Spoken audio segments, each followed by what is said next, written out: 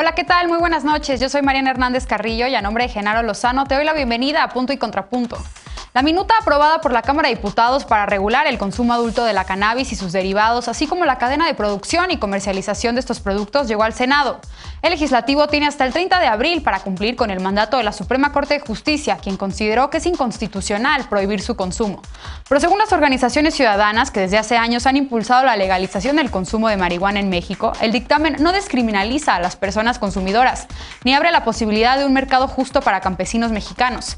Esta noche, dos expertas y dos expertos en el tema nos darán sus puntos de vista sobre la Ley Federal para la Regulación de Cannabis y hablaremos también sobre el cultivo de la amapola. ¿Es la lucha que sigue? ¿Por qué México debería considerar que su cultivo sea legal? ¿Esto acabaría definitivamente con la violencia generada por los grupos del narcotráfico? Estos son los temas de la noche, no te vayas que ya empieza Punto y Contrapunto de viernes.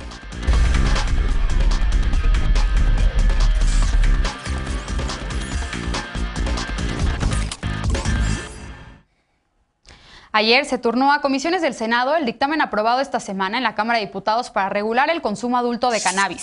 Al hablar de los cambios hechos al dictamen en la Cámara Baja, el senador Eduardo Ramírez, presidente de la mesa directiva, dijo que buscarán darle una salida intermedia para que se pueda aprobar la reforma. El legislativo tiene hasta el 30 de abril para acatar el mandato de la Suprema Corte de Justicia de la Nación. Recordemos que en octubre de 2018 el máximo tribunal declaró inconstitucional la prohibición de uso personal de cannabis establecida en la Ley General de Salud y ordenó al legislativo regular todas las acciones necesarias para acceder a su consumo.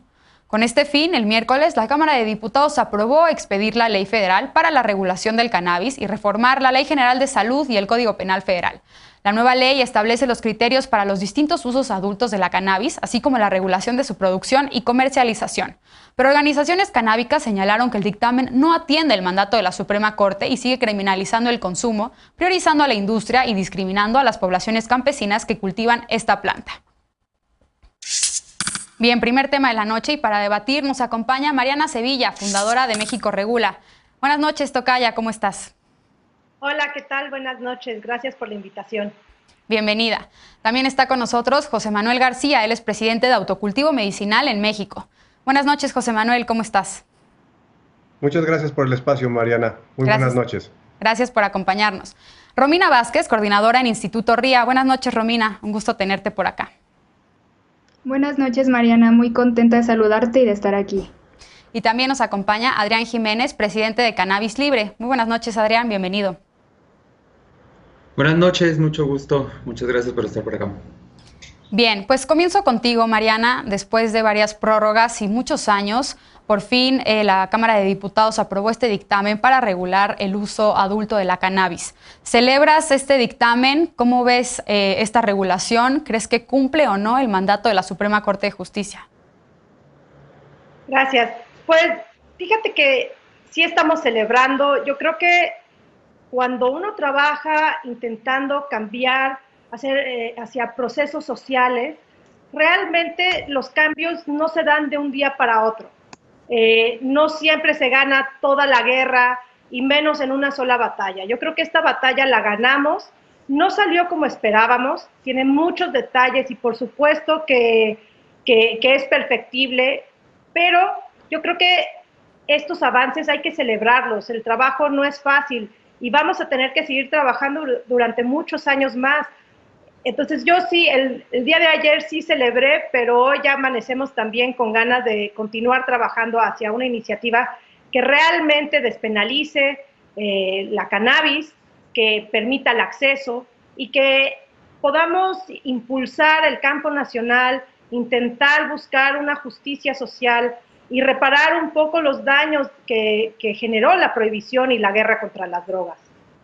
Bien, en este sentido, Mariana, ¿qué destacas del dictamen aprobado? ¿Qué elementos te llaman la atención o cuáles son alerta? Bueno, tenemos 3 puntos, 3 vías de acceso. En principio está el autocultivo, el cultivo asociado y los puntos de venta.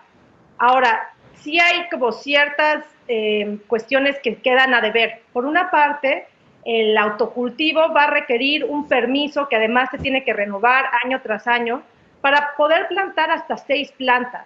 Esto es violatorio de nuestro derecho para empezar a la privacidad y yo preveo que hacia un futuro tendrá que irse modificando. en el cultivo asociado, que es una forma de acceso que viene de España, que también se replica en el modelo uruguayo, desafortunadamente lo limitan de tal manera de 2 a 20 personas con un máximo de 50 plantas, bastante por debajo de lo que está permitido para una persona adulta cultivar, y un mercado regulado, pero que no contempla medidas afirmativas lo suficientemente robustas para garantizar el acceso a las comunidades más vulneradas por la prohibición. Entonces, por una parte, yo creo que sí cumple con la Suprema Corte porque vamos a tener acceso, pero nos queda de ver en materia de derechos y habrá que seguir trabajando. Bien, José Manuel, a ver, coincides con Mariana, es un dictamen para celebrar, pero también perfectible. ¿Cuál es tu balance sobre esta nueva ley que todavía tiene que pasar? Bueno, ya está en la Cámara, en el Senado para su aprobación. ¿Qué más destacarías tú? Sí, yo también estoy contento de que ya por fin, después de, pues esto empezó en 2012 cuando se metió el primer amparo, que nos llevó al 2015 con ganar el primer amparo y de ahí seguir ganando amparos hasta llegar a la jurisprudencia que se publica por fin en 2019. Si bien ya cambiamos el paradigma, pasamos de un esquema totalmente prohibicionista a un esquema donde ya nos dan un poco más de espacio y área de maniobra para poder realizar las diferentes actividades, todavía tiene muchos detalles que siguen complicando el acceso, los permisos, hay mucha burocracia metida en cómo van a ser los procesos.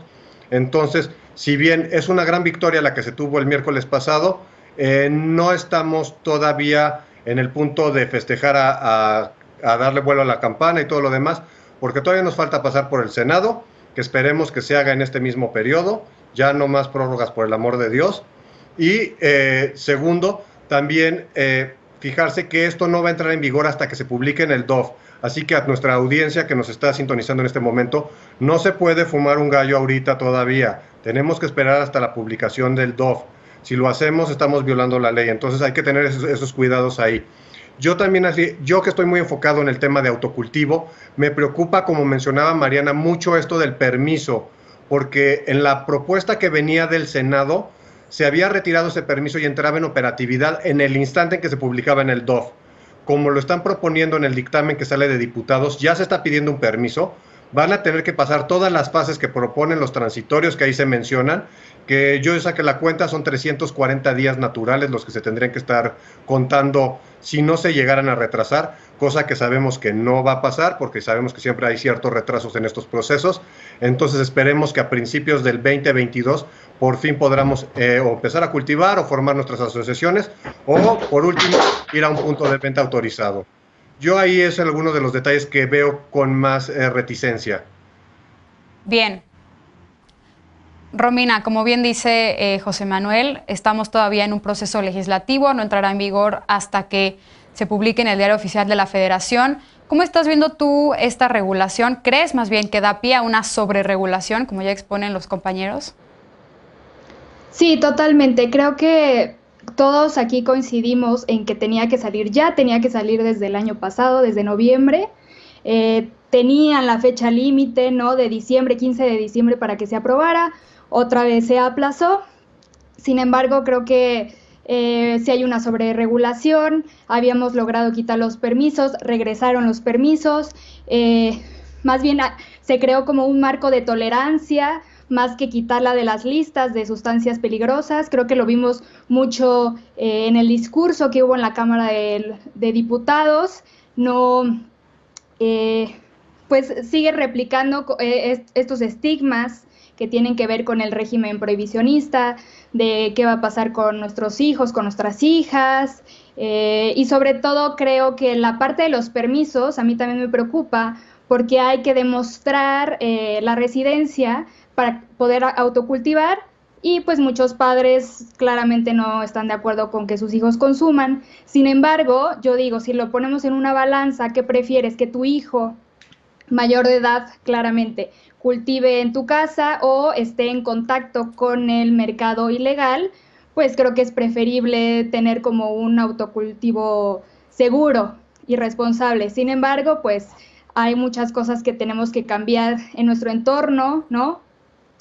Hablar con más normalidad de lo que es consumir cannabis y sí, sobre todo creo que al no despenalizar por completo la planta, seguimos en el mismo riesgo, ¿no? Depende mucho también de cómo te ves, ¿no? Porque está la discriminación racial de por medio, pero pues también a cualquier persona la pueden extorsionar en cualquier momento de su vida si consume cannabis, si le trae cannabis en su bolsa. Entonces, pues seguimos en los mismos problemas de riesgo de sufrir alguna extorsión, de siembra de evidencia, tortura en el MP. Entonces, sí, creo que hay varias cosas que se deben de tomar en cuenta. Vamos a seguir insistiendo. Igual lo decían en la mañana un poco, de no podemos transcribir otra vez la minuta, pero sí podemos insistir durante, ya que se apruebe, pues esto no va a parar y vamos a seguir al pie del cañón. Bien. Adrián, coincides con Romina, esta regulación da pie a la extorsión por los umbrales que pone sobre la aportación, el gramaje que pone sobre el cannabis. ¿Cuál es tu lectura de este dictamen y si crees que es un logro para la política de drogas en nuestro país? Bueno, yo creo primero que sí es un logro, es un momento histórico. Nadie nos puede arrebatar que después de 13 años de que se metió la primera iniciativa y que se discutió por primera vez, o bueno, que se presentó, pero ni siquiera se llegó a discutir, ahora el miércoles pasado, que se haya aprobado, pues claro que es una victoria, ¿no? En ese sentido, pues no podemos dejar de nombrar eso, ¿no? Ganamos en ese sentido y hemos ganado una batalla muy importante hemos dado un paso muy importante. Claro que hay muchas cosas también que hay que adecuar, como ya aquí en varias se ha comentado bastante, pues sí sobreregula, especialmente en el hecho de que hay un permiso para el autocultivo. En ese sentido, el dictamen que se aprobó en un primer momento en la Cámara de Senadores, pues no incluía este permiso. En ese sentido creo que era más garantista el dictamen pasado. Al mismo tiempo, pues tampoco garantiza, como sí estaba en ese otro dictamen, un 40% de licencias para las comunidades afectadas y las personas afectadas por el prohibicionismo, y eso limita bastante, ¿no? Pero lo mismo, la extorsión es otro elemento y creo que ese es el punto más preocupante de esta minuta que se ha aprobado, en el cual, si bien la sociedad civil lo expresó, la sociedad civil, el movimiento canábico, Regulación por la Paz, estuvimos abogando por que se eliminara el delito de posesión simple, al menos para la cannabis. Esto no se consiguió, ¿no? Se habla de que ha aumentado la cantidad que uno puede poseer, ahora son 28 gramos, actualmente son 5.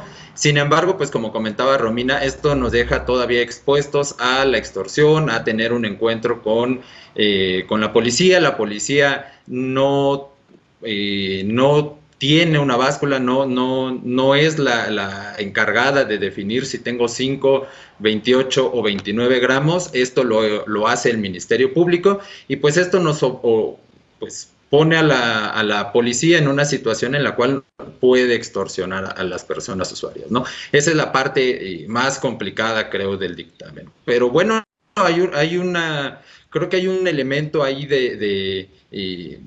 que puede llegar a generar una contradicción y que más adelante podamos eliminar esta parte o hacer algunas modificaciones que puedan sacar a la cannabis de las listas de posesión máxima, que es el hecho de que ahora vamos a poder consumir en los espacios donde también el tabaco se pueda consumir. Donde no se pueda consumir el tabaco, pues no se va a poder consumir marihuana, y en ese sentido pues nos da un espacio para que las personas usuarias pues puedan estar más protegidas, ¿no? Bien.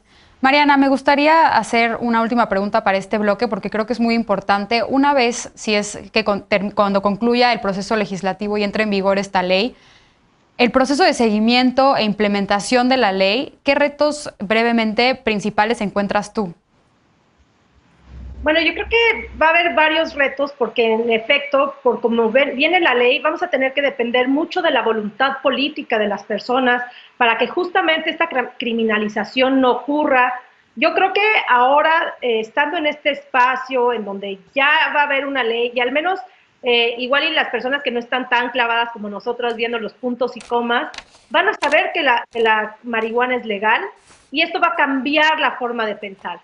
Y con este cambio nosotros vamos a tener más herramientas para defender a las personas usuarias en caso de que haya algún abuso y vamos a tener que darle un seguimiento muy de cerca, hacer las denuncias y continuar acompañando, generando la evidencia necesaria para modificar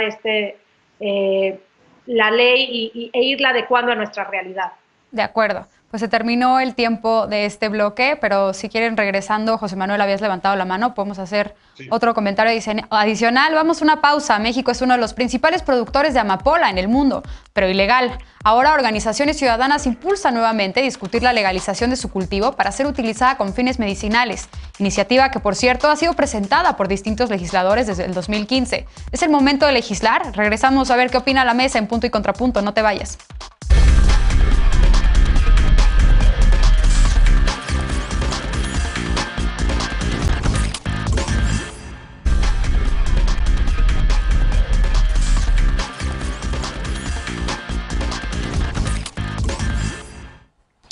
Ya estamos de regreso en Punto y Contrapunto. Mientras el proceso para que la regulación del uso adulto de la cannabis parece avanzar, aunque no sin críticas, organizaciones civiles señalan que la siguiente sustancia psicoactiva sobre la que se debe poner atención es la amapola.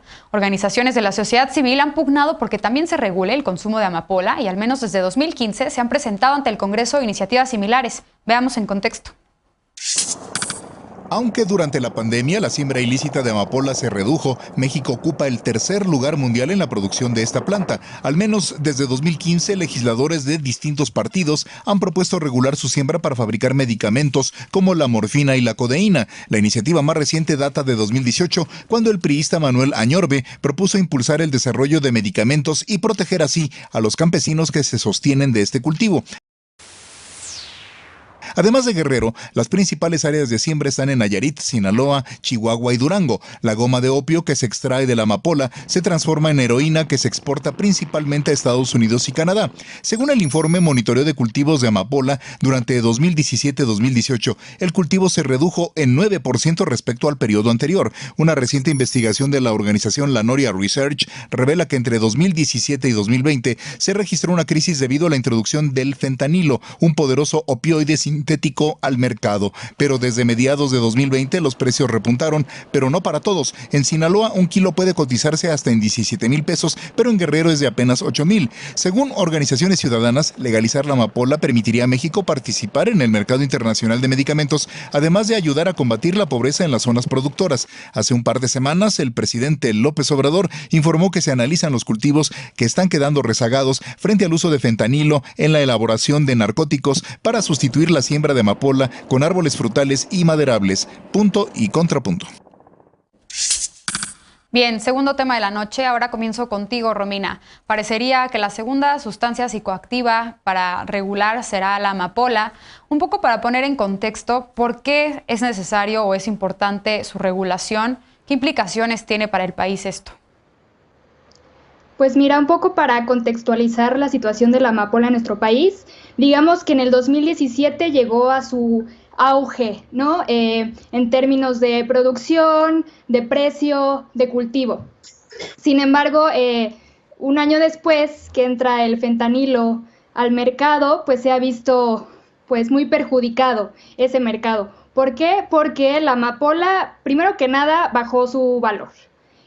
Por otro lado, se empezó a consumir más el fentanilo como sustituto en la heroína, entonces acaparó un poco más ese mercado, ¿no? Entonces, digamos que ha habido como muchas dificultades dentro de esas comunidades porque ya no les rinde el dinero. Entonces yo creo que, a diferencia de la cannabis, la amapola sí es un tema que tenemos que ver con todavía más precisión. Y sí es urgente, sin embargo, justo a diferencia de la cannabis, los productores de la cannabis no tienen ningún problema en seguir produciendo y en seguir en el mercado. Sin embargo, si le preguntas a un cultivador de amapola, probablemente te diga que se quiere salir del mercado, ¿no?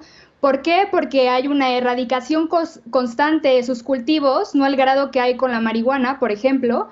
Por otro lado, el contacto con el crimen organizado es mucho más violento y pues también pues, está compitiendo con algo grande. Sin embargo, ahorita tenemos una crisis de opiáceos medicinales, ¿no? Lo hemos visto con la pandemia de COVID-19. No hay tratamiento, no hay morfina, no hay medicamentos paliativos para el dolor, ¿no? A las personas que tienen que ingresar a los hospitales, es toda una batalla campal poder intubarlos porque no hay esos medicamentos, hay una escasez enorme y no solo en México, sino en los países más pobres, ¿no? Los países como países europeos tienen más posibilidad, sin embargo, pues en Estados Unidos, que es los que más consumen heroína, Canadá, México, a pesar de que es un gran productor de goma, de opio, no hay tanto consumo acá. Sin embargo, sí nos hace falta más la parte medicinal, ¿no? Entonces, creo que desde aquí podemos hacer un plan, ¿no? Para frenar la crisis de sobredosis por fentanilo que hay en países como Estados Unidos y Canadá, que ahorita no nos ha pegado tanto en ese sentido, en el sentido de muertes por sobredosis, sin embargo, sí nos ha pegado muchísimo en el sentido económico. Entonces creo que tenemos que crear un balance, ¿no? Creo que sí, cómo vamos a regular la amapola, porque yo soy de la idea de cada sustancia, cada droga necesita su regulación muy específica, pero también qué vamos a hacer con el fentanilo, ¿no? O sea, mucha gente, la mayoría de las sobredosis que hay por heroína son por fentanilo, entonces creo que también tenemos que tocar ese tema.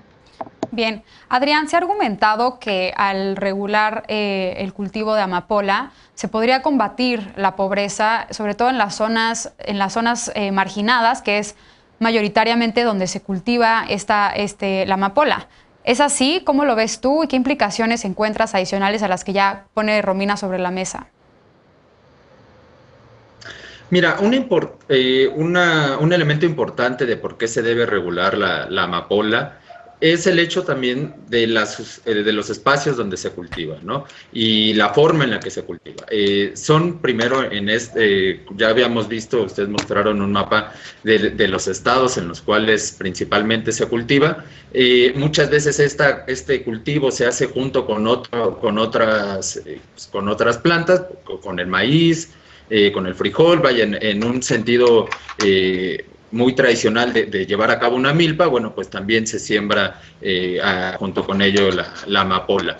El problema es que en este momento, sin un marco legal que proteja a las comunidades, parecen ser que no son sujetas de derecho, que más bien son criminales y en ese sentido, pues reciben toda la fuerza del Estado. En el tema de erradicación de cultivos. Y esto pues erradica no solamente la flor de la amapola, sino además pues también los otros cultivos que están junto con ellos, ¿no? Más allá de las sustancias que se ocupan, especialmente el glifosato, que afortunadamente este gobierno ha empezado o ha firmado acuerdos en los cuales pues va al final del gobierno terminar de ocuparse el glifosato aquí. Pero bueno, el problema es que las comunidades, mientras no haya una ley que las proteja, pues ellas van a estar a expensas, de un lado, de la erradicación que puede realizar el gobierno, en el cual pues muchas veces terminan, pues ya digo, terminando con otros cultivos, pero al mismo tiempo hay una primera inversión para esos primeros cultivos, ¿no? Y muchas veces pues se tienen que endeudar para comenzar un cultivo y si bien les da, pues les da dinero para subsistir la temporada en la cual han cultivado. Pero si se erradica ese cultivo, no solamente no tienen los ingresos que generaría el cultivo, sino además tienen la deuda inicial con la que comenzaron, ¿no? Eso por un lado, por la parte del gobierno, pero por la parte de las organizaciones criminales, bueno, pues mientras no haya un marco jurídico, pues las comunidades quedan en el desamparo. Así que pues, no hay una mejor política social en la cual que no sea llevar primero justicia, ¿no? La impartición de justicia, y no van a poder las comunidades pues, poder ser sujetas de derechos si no hay una ley que las ampare y que las proteja. Por eso es la necesidad de reformar la ley y por eso tenemos que poner las pueda proteger, que también las pueda ayudar a entrar a estos programas como son Sembrando Vida, ¿no? Que también en su momento el presidente lo señaló que era una opción para estas comunidades. Bien. A ver, Mariana, Adrián ya pone sobre la mesa el tema de la justicia social para las comunidades que cultivan la amapola. ¿Tú cómo lo estás viendo? ¿Ves viable esta regulación? ¿Por dónde debería empezar? Ya no te escuché esto último. Pero que si ves viable la regulación. Es necesario que se regule la amapola en el país. Por lo que mencionaba Romina, en principio el sur global ni siquiera tiene acceso a medicamentos paliativos como los que se requieren. Yo creo que han habido muchísimos prejuicios desarrollados en torno a los opiáceos y todos los derivados del opio, y que sin duda se tiene que ir garantizando el acceso a estos medicamentos que pueden ser tan útiles y necesarios. Por otra parte, también creo que la deuda que se tiene con el campo nacional, con incentivarlo, con crear estos, o más bien como permitirles tener estos cultivos que les generan muchísimos más rendimientos, e intentar buscar otras formas de poder aprovecharlos, porque también la flor de amapola no únicamente sirve para hacer medicamentos, también puede utilizarse para, por ejemplo, las semillas que se utilizan, no sé, como alimento, ir encontrando la manera de poder ir normalizando estos cultivos y sobre todo terminar cuanto antes la erradicación forzada, que es un despropósito que está envenenando nuestra tierra, nuestros mantos acuíferos, está envenenando a las personas con unos altos costos a nivel salud. Yo creo que es un tema complejo, pero que sí espero que, habiendo esta voluntad que tanto se ha mencionado, el tema de la regulación de la amapola también fue propuesto en su momento por la entonces senadora Olga Sánchez Cordero, y ojalá que a medida que vaya avanzando el sexenio y que también vaya implementándose la regulación de la cannabis, podamos tener una discusión más seria al respecto de la regulación y permitir los cultivos de amapola. Así es. José Manuel, Mariana ya comenta precisamente sobre algunas iniciativas que se han puesto para regular la amapola y que pues hasta ahora no han avanzado. ¿Qué es los obstáculos que tú encuentras para que no avance su regulación? ¿Qué implicaciones tendría? Y también tenías un comentario del bloque pasado sobre la regulación de cannabis. Sí, primero del bloque pasado, estábamos hablando del proceso de transición una vez que se publicara en el DOF. De ahí hay que recalcar bien cómo fue el proceso para medicinal, que para cannabis medicinal ya lo terminamos en enero de este año. Recordemos que se publica, se vota en abril del 2017, junio de 2017 ya se publica en el DOF y tenían 180 días para publicar los reglamentos para uso de cannabis medicinal. Nos tomó 3 años y cachito poder llegar a tener un reglamento que apenas en enero de este año empezaron en vigor y van a tardar unos 4 o 5 años a poder llegar a tener un producto terminado en anaquel. Si nosotros nos seguimos retrasando, y no solo para cannabis, sino también con otras plantas de poder, seguimos retrasando la entrada a un marco legal donde haya controles estatales, donde sepamos qué estamos consumiendo, donde le demos certeza a los usuarios o pacientes del producto que van a consumir, más nos vamos a tardar en llegar a lo ideal. Sobre lo de la amapola, yo creo que sí es un paso indispensable el seguir después de cannabis con amapola. Es bien importante que para la amapola lo hagamos con mucho cuidado. Sin embargo, creo que es mucho mejor tener una goma de opio orgánica que estar usando fentanilo, porque lo vemos también como pasa con el cannabis o con el K2 o Spice, que es el cannabinoide, el THC sintético. En ambos casos vemos que lo sintético produce sobredosis, mientras que en la cannabis orgánica no se ha registrado en la historia de la humanidad una sola muerte. Entonces tenemos que ir cuidando todas esas pequeñas piececitas para que logramos construir una estructura sólida. De otra manera,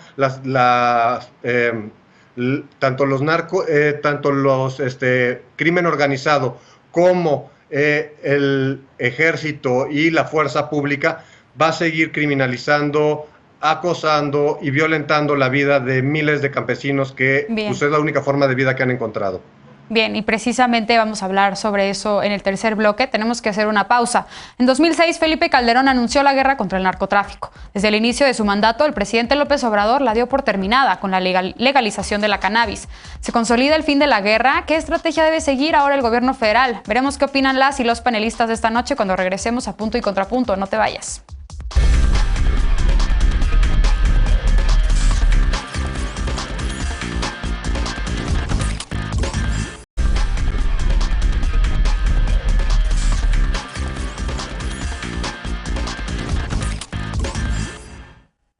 Regresamos a Punto y Contrapunto. En enero de 2019, el presidente López Obrador dio oficialmente por terminada la llamada guerra contra el narco. La estrategia implementada el 6 de diciembre de 2006, cuando por instrucciones de Felipe Calderón Hinojosa arrancó la Operación Conjunta Michoacán, con la participación del Ejército, la Marina y la Secretaría de Seguridad Pública y la promesa de acabar con la delincuencia organizada. Esta guerra acabó con la vida de más de 250,000 personas y la desaparición de otras 80,000. ¿El cambio de estrategia del presidente López Obrador ha funcionado? Veamos en contexto. 10 días después de rendir protesta, Felipe Calderón inició la llamada guerra contra el narcotráfico con un operativo en Michoacán. En su discurso, el mandatario panista señaló que restablecer la seguridad no sería fácil ni rápido, que sería costosa y que se perderían vidas, pero que al final la delincuencia sería derrotada. Más de 12 años después, el presidente López Obrador dijo que esa guerra había terminado. Su administración ha reconocido más de 250,000 personas muertas y 80,000 desaparecidas desde 2006. En 2007, tras el primer año de gobierno de Calderón, se erradicaron casi 35,000 hectáreas de marihuana y amapola y hubo 29,000 personas detenidas. Enrique Peña Nieto informó que en su primer año de gobierno se erradicaron 20,000 hectáreas de cultivos ilícitos y se detuvieron 20,500 personas. Y en 2019 el presidente López Obrador reportó 10,000 hectáreas erradicadas, de las que 9,000 eran de amapola y la detención de 12,500 personas. En 2019, Mexicanos Unidos contra la Corrupción y la Impunidad informó que de los 233 detenidos durante los gobiernos de Calderón y Peña, 13 fueron sentenciados por delitos menores y en solo 2 casos se logró obtener penas por delincuencia organizada. El presidente López Obrador ha señalado que su estrategia busca prevenir y reducir el uso de sustancias psicoactivas como parte de la construcción de paz con el apoyo de programas sociales, pero organizaciones ciudadanas han señalado que no hay una política de descriminalización de la población consumidora y que la militarización de la seguridad pública no ha logrado reducir la violencia generada por el narcotráfico. Punto y contrapunto. Bien, último tema, último bloque de la noche y empiezo contigo ahora, José Manuel. Justamente en el bloque anterior ya hacías alusión a esta guerra contra el narcotráfico que el presidente López Obrador ha dado por terminada y sin embargo seguimos viendo altos índices de violencia en el país y bueno, la militarización de la seguridad pública. ¿Realmente ya terminó la guerra? ¿Cómo lo estás viendo tú? En su discurso yo creo que sí, yo creo que ya no tienen intenciones de seguir perpetuando este modelo muy violento que tenemos como sociedad. Sin embargo, yo soy bastante pragmático y no creo que esta guerra acaba, sino hasta que llegamos a un punto donde regulemos todas las sustancias. Y no me refiero solo a cannabis o amapola, que es lo más frecuente aquí en México, sino también me refiero a la psilocibina y los hongos, el peyote, la mescalina, en fin, todas las sustancias psicoactivas o todos los mercados irregulares tendrían que entrar bajo la fiscalización del Estado. Mientras el Estado no pueda dar la cara por los productores y a su vez a los consumidores y defender los derechos de ambos, no vamos a estar en un punto bueno donde esta guerra acabe, porque lo vimos con el fentanilo y con el cannabis. Ambos mercados que tenía apoderado el crimen organizado. En el caso del cannabis, empezamos a, en vez de producir cannabis, importar cannabis de mercados americanos donde no pasan controles de calidad. Y en el caso de la amapola, lo que sucede es que se empieza a importar grandes cantidades de fentanilo chino y aquí nada más se transforma.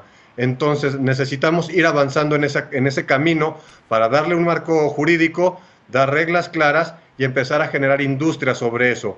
No estoy sugiriendo que el acceso sea libre y cada droga tendrá que tener, cada sustancia tendrá que tener su muy particular regulación y qué se vale y qué no. Pero ya al final tendríamos que tener un mercado donde todas las sustancias estuvieran reguladas, donde cualquiera pudiera tener acceso siempre y cuando esté bien moderado por el Estado y que tengamos certeza de lo que estamos consumiendo. Es justo lo que nos están vendiendo, porque también es uno de los grandes problemas que encontramos en el tráfico de sustancias ilícitas. Bien, Romina, ¿compartes esta opinión de José Manuel, que regular todas las sustancias es el camino para poner fin a la guerra contra el narco?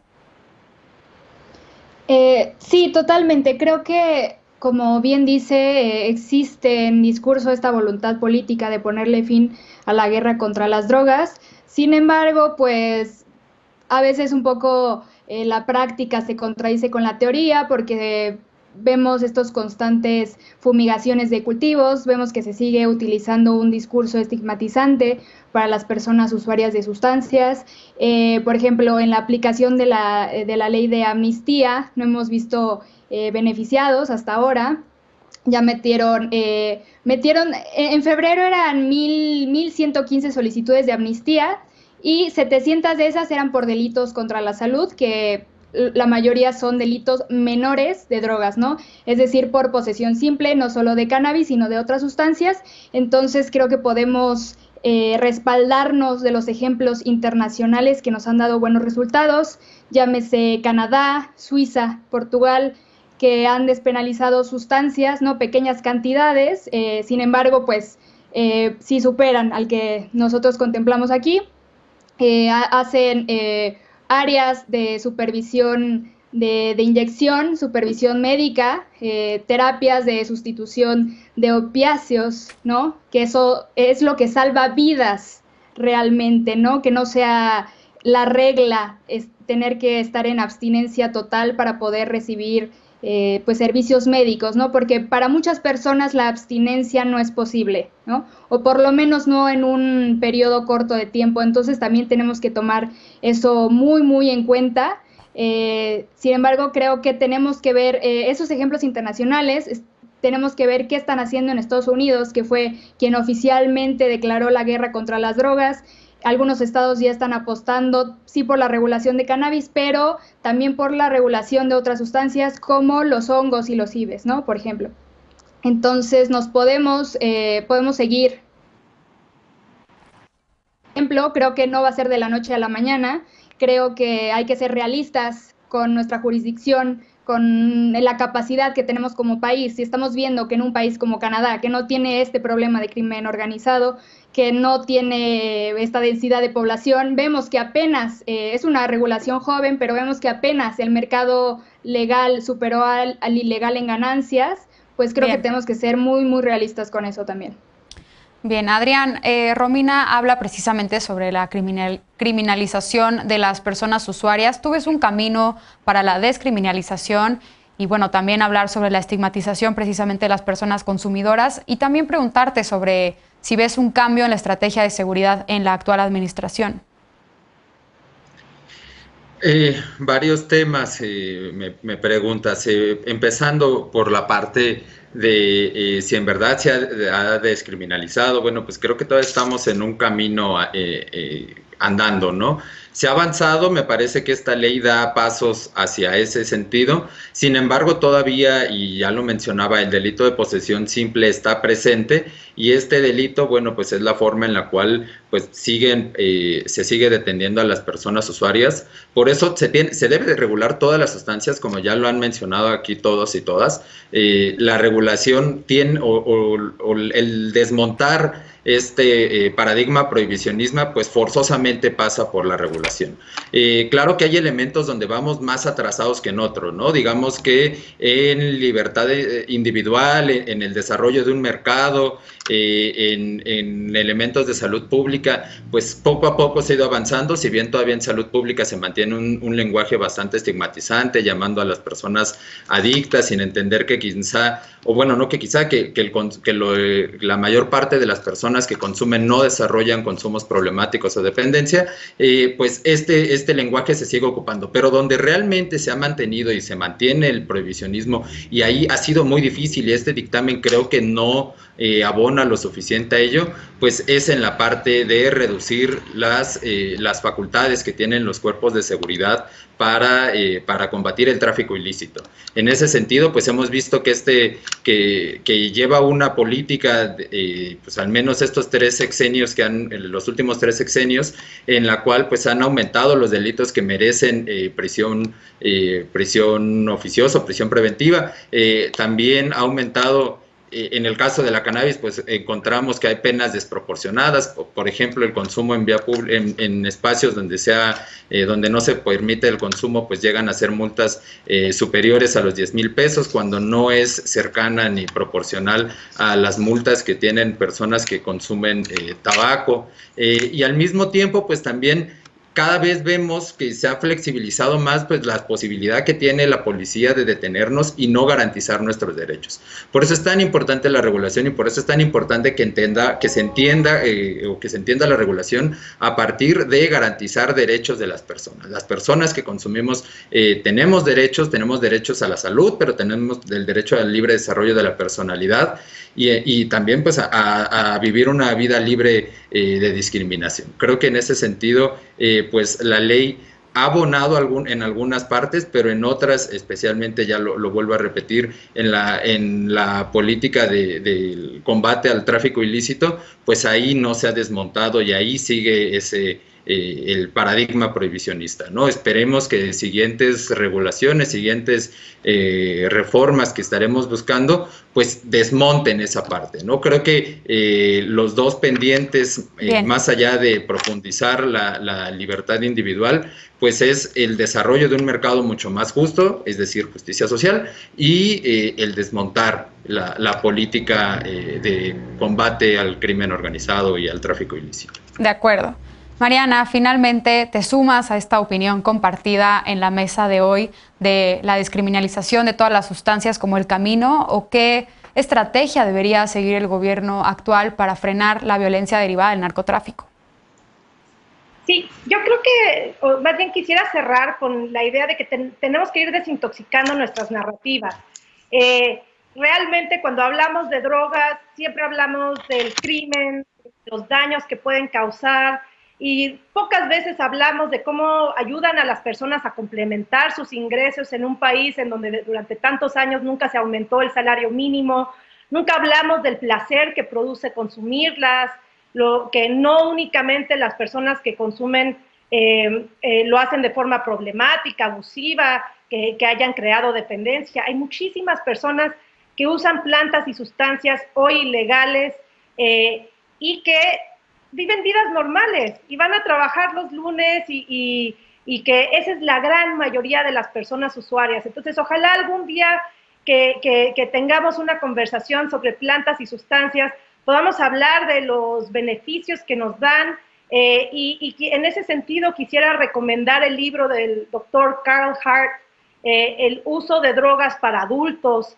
en el cual él habla y él sale del closet psicoactivo y dice utilizar heroína, pero comida, que es una forma mucho más, menos riesgosa que la inyectada, y bueno, y que este uso de plantas y sustancias, que él durante muchos años las vio con muchísimo estigma, ahora le ayudan a ser una mejor persona, a buscar su felicidad, a hacer, no sé, yo creo que a medida que empecemos a entender las plantas y sustancias desde otro punto de vista, no solo con miedo, sino con real curiosidad, con compromiso por conocer nuestro consciente, nuestro subconsciente, debemos intentar cambiar la manera en la que hablamos de las drogas y de esa manera vamos a cambiar y vamos a terminar con la prohibición realmente. Bien, desde luego siempre informarse. Y vamos a seguir discutiendo estos temas. Lamentablemente se terminó el tiempo de esta noche. Vamos a tener que hacer un corte y regresamos con la paparrucha y para despedirnos de nuestras y nuestros panelistas. No te vayas.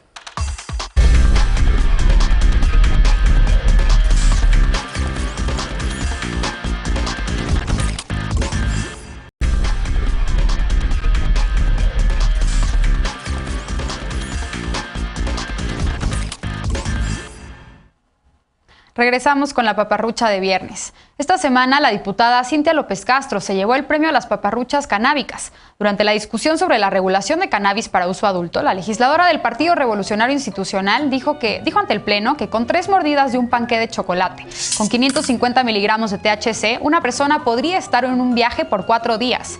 Sus declaraciones no tardaron en viralizarse y desatar una ola de memes. En países donde el uso lúdico de la cannabis está despenalizado, como Estados Unidos, la dosis recomendada en productos como brownies o comestibles es de 5 a 10 miligramos de tetrahidrocannabinol o THC por pieza. Así que la dosis señalada por la diputada es 55 veces mayor, es decir, necesitarías comerte entre 55 y 110 brownies para alcanzar a consumir 550 miligramos de THC. Además, el efecto varía según la cantidad consumida, la potencia del THC y el proceso de digestión de cada persona. Pero según un estudio publicado por el Centro Nacional para la Información Biotecnológica de Estados Unidos, los efectos o el llamado viaje pueden durar de 7 a 12 horas y no 4 días. Así que aguas con las paparruchas y los estigmas sobre las personas consumidoras. Recuerda que seguimos en pandemia, así que no dejes de cuidarte. Lávate las manos bien y con frecuencia. Mantén siempre la sana distancia. Y si sales, por favor, usa cubrebocas, que recuerda debe cubrir nariz y boca. Pero si no tienes a qué salir, mejor quédate en casa. Esto fue todo por esta noche. Muchas gracias a nombre de Genaro Lozano. Gracias a nuestros panelistas. Gracias, Mariana. Gracias, Romina. Gracias, José Manuel. Y gracias, Adrián. Cuídense. Yo soy Mariana Hernández Carrillo y esto fue Punto y Contrapunto. Descansa, muy buenas noches y buen fin de semana.